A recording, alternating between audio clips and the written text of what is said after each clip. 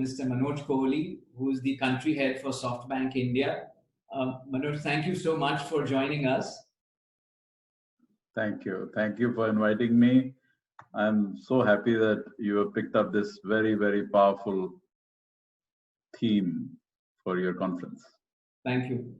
Manoj, you've been a path breaker and who has actually revolutionized several industries, telecom, auto, now digital, then energy. What has been your experience with the pandemic and what sort of opportunities, threats can we see going ahead? I mean, it's almost like the pandemic has given a new definition to VUCA. Absolutely. Absolutely. My most important learning out of last 6-8 months has been that we are heading for an environment which will be environment of constant disruption. We are used to, I remember I started nearly 42 years back when I started my career. It was in sugar industry in Dorala, which is one of the biggest sugar mills of India. And sugar industry is completely stable or even static.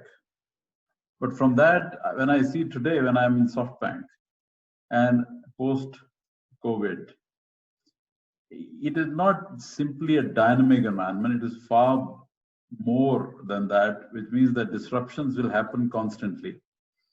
And all these disruptions will be led by technology. Technology will be the biggest variable. Of course, regulations will change. Geopolitics is changing, as you're seeing in US. Competition will change. New, young leadership will come. And so many things will happen, but technology is at the core. And therefore, human capital development will be the most precious investment anyone can make. And I'm sure there are companies or countries who will do it, and there are some others who will not do it. And the difference will be in performance and how sustainable the organization of the nation is. And therefore, new skills become so vital for our future success. And here, I'm very happy that at least Indian government has initiated a skills ministry for upskilling and cross-selling, which is great because many governments don't even understand this. Many commercial organizations don't understand this change. And so far bigger investment has to be made in education, in occupational skill building and capability building and new skill development, etc., etc. So I believe that there will be a huge new skill requirement and also obsolescence of old skills in the coming decade. And both need to be coped with by the companies and countries. How do we cope with it? For example, manufacturing. Manufacturing is a great industry, and my first 16 years was in manufacturing. And suddenly in the last couple of decades, it declined in India. And now it's coming back solidly. And I think that's a fantastic new skill which India has to learn. Because that skill will involve a lot of robotics, a lot of automation, huge amount of mechanization, which was not there earlier. And new designs, new planning processes. And because I've seen plants in Japan, China, Korea, Taiwan, which are far ahead of what we have seen in India. So I think there's a new learning, there's a new skill which has to be learned by all manufacturing related talent in India so that they can make the manufacturing sector of India competitive, even better than global manufacturing. And that's the only goal. I mean, if we build a manufacturing sector which is not outpacing the world, then what is the fun? So that is what I think, and luckily we are good at it, because software industry, we are leaders in the world. So because manufacturing will be far more software than hardware. Earlier it was far more hardware. So luckily I think that at least domain expertise we have, and it will stand in good stead for us. Very important point you mentioned about manufacturing and how we need to sort of buck up there at a global level. Do you think in the last few decades, the attribution of cool or coolness to digital businesses and ITES, software or the services part meant that talent had kind of gravitated towards that space and not so much in terms of saying how do we manufacture better, let's go back to the basic sciences. Do you think that's happened to a certain extent? Yes, obviously that has happened. Software is cool, digital is cool, startups are cool, and they are cool. I mean, I'm supporting more than 20 digital startups companies which are doing so well, and they are cool. By cool, I mean they are very smart, very passionate, very innovative, extremely good on new ideas and new business models, etc., etc. So that way they're cool. But that doesn't mean that India doesn't need other sectors. Exactly. India, because we have 1.3 billion people, India needs a very, very strong balance between agriculture, manufacturing, and service sector. We can't say that any of these are less important. All of them are very important. Only thing is agriculture, we need to invest more in automation, in mechanization. Our agriculture production is good, but productivity is low. So to get the productivity up, I think we need to get that right. Manufacturing, as I said, we had lost the global share of manufacturing in the last 2 decades. We have to get it back, and that is different industry now, and very important. Now, some people look at brick and mortar differently, but I look at brick and mortar as a very critical part of India's future development. True. There's no way that manufacturing should be small. It should be much larger. I will say that manufacturing in India should be 10x of what it is today, because not only because India's domestic demand is so high, but because we will export. We will export, especially in the developing markets in Southeast Asia, Africa, Middle East, LATAM. All these markets are like India, developing markets. So they will all like to get Indian products which are not only good quality, but affordable. So therefore, now in the service sector, also there will be a change from pure back-end kind of operations. I think there will be far more intelligence, especially AI, in the service sector now. So it will go beyond software development and become an AI powerhouse.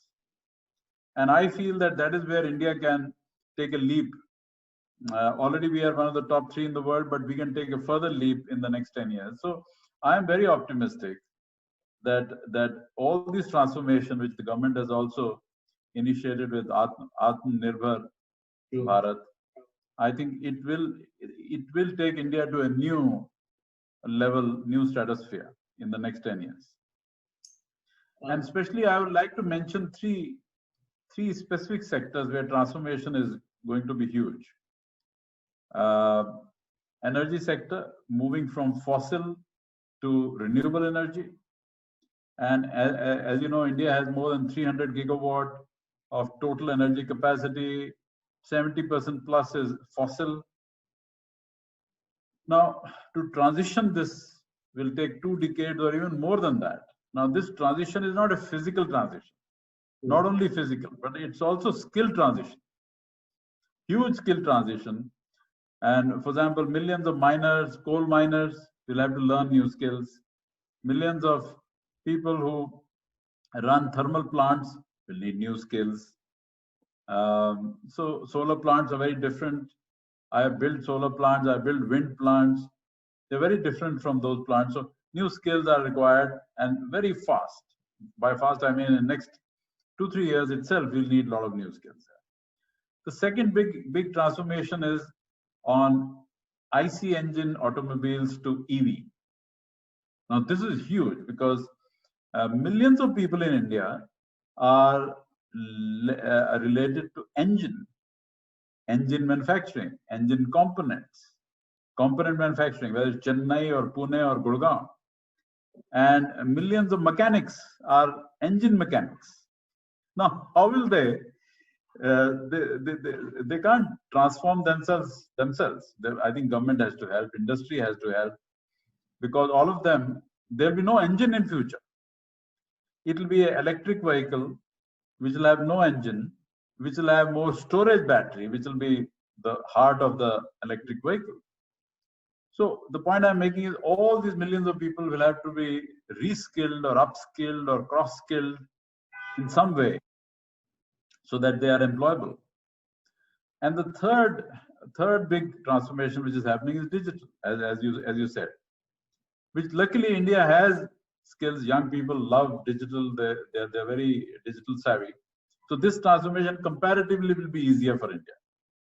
So I'm saying, can you imagine millions and millions of people from just these three transformations? And I'm sure there are 10 or 20 more than this, others, which I'm not talking about. So which means crores and crores of people have to be reskilled, and both government and industry have to jointly build plans. They'll have to invest a lot. If we don't invest a lot, we will lose in the long term. So I believe this future-proofing our skills and capabilities is a huge task in front of us. True. Manoj, shifting tracks a bit, how has the whole lockdown experience been for you? What are some of the key learnings as a leader we can take from you? In terms of your mindset or mental makeup, or your routine. No, firstly, lockdown period for me personally has been very productive because I've learned a lot of new things. Also, I've been more productive because I've been doing business across the world with Japan, US, UK, and it's easier. One is not wasting time in the traffic or flights or lounges. So that way it's been okay. And I think the learnings are basically back to basics. For example, let me give you 2-3 examples. One, that frugality, not only individual, but also company-wise, businesses. You can't have wastages in the business. And there are many companies in our portfolio, and there are many other companies I've been talking to. All of them have tried to eliminate wastages. Now, what is a wastage? Any cost which is not benefiting the customer or not bringing you a top line revenue actually is a waste. Why should you do it? You either do it for the customer or do it for revenue. So a lot of people have realized this. The second thing which I like to share is that people have understood technology much more, especially digital technology, which could have taken 10 years of change. But in 6 months, we have actually made a big leap equivalent to 10 years or more. So online shopping, online behavior of the consumers has changed forever. So clearly, it is very clear that the business models have to change now, because the online behavior of consumers, even in a small town or village in India, even for people who are not very educated, online behavior is becoming very predominant. So therefore, companies and businesses will have to change their business models to understand and imbibe that online behavior into their business model and make it much more digital, end-to-end digital rather than partially digital. So I'm also talking of manufacturing. I'm also talking of agriculture. All these businesses will have to be digitized rather than having manual processes. So that understanding is very good. The third thing which I have seen, understood from various companies, is that I think they have revived a very strong innovation engine, because the consumer expectation of new products, new services, new features is much more now, because people have got time to reflect, time to think what they need in future, and needs are different from past, And therefore, new product development, innovation ability of companies or businesses has to be far superior. Not only superior, but distinct from other companies, because it has to be different. I mean, your product range, your features have to be unique. So therefore, these are business changes which I'm noticing, which are very good for the industry. The companies are becoming far more cost efficient and productive. Companies are becoming far more innovative. Leaders are becoming much more digital savvy, and they're changing the business models accordingly. So I think these are all positive changes. Absolutely. And clearly, it has almost been, for non-digital businesses, the pandemic has been like a process of baptism through fire. They've had to, break down and reinvent themselves almost overnight, in a 40, 50-year-old company suddenly changing in 6 months. Which is very good, because frankly, sometimes for a fundamental change, you need a bit of a shock. True. And I feel this pandemic did provide that shock. And a lot of these companies who are changing, maybe forced change, will realize in the next year or two how good this change will be for them and their long-term sustainability. Because change has to be embraced. Change has to be accepted. Change has to be loved. You can't push back the change, because change will happen. And as I said, there'll be a constant disruption. Sure. So that way, I think a bit of a nudge for change is good news. Great. On that note, we'll end the session. We almost run out of time, but thank you so much for joining us, and some very candid views and some great, eye-opening perspectives. Thank you so much. Thank you, Kumar. All the best. Thank you.